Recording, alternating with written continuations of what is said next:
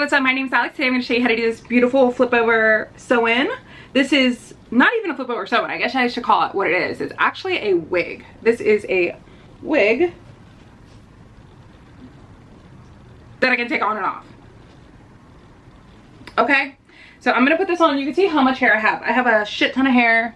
I am going to put this on. This is a wig I made myself, so if you eventually want a tutorial on how I do this, just let me know. I have 3 clips in there, 2 in the front, 1 in the back, and yeah, it's just as easy as popping it on. Like, look at that.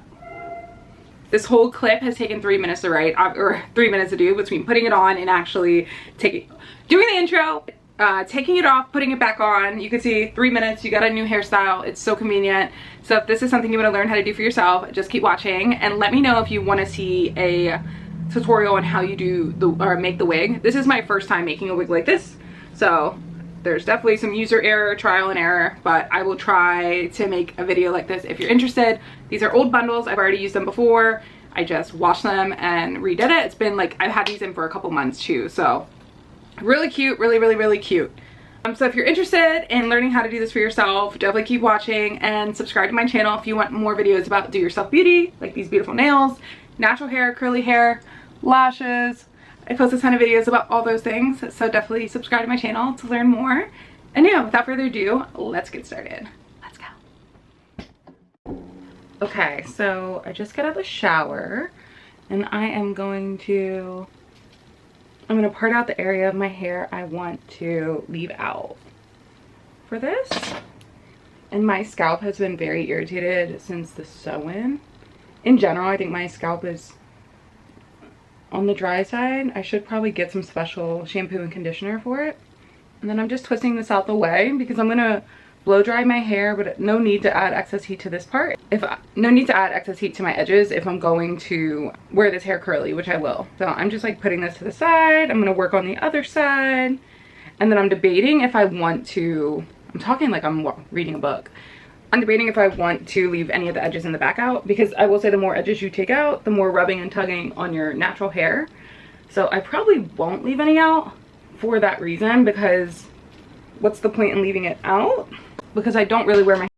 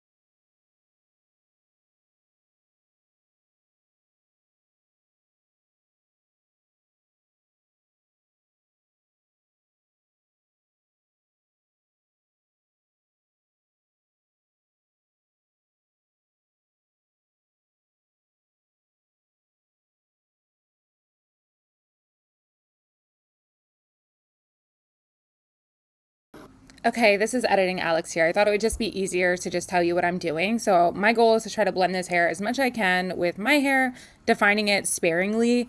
With the foam, it's going to hold a curl pretty well, but it will get poofier and bigger as the days go by. So that's what I was going for. If you want that really slick, like sleek, wet look, I would use gel, but that's what I'm doing. So I'm using the curl keeper brush to actually detangle my hair, and then I'm following it up with the bounce curl, and then I'm like using my fingers to smooth out the hair. You've probably seen this in my wash and go videos, so definitely take a look at that if you need to see the technique a little better.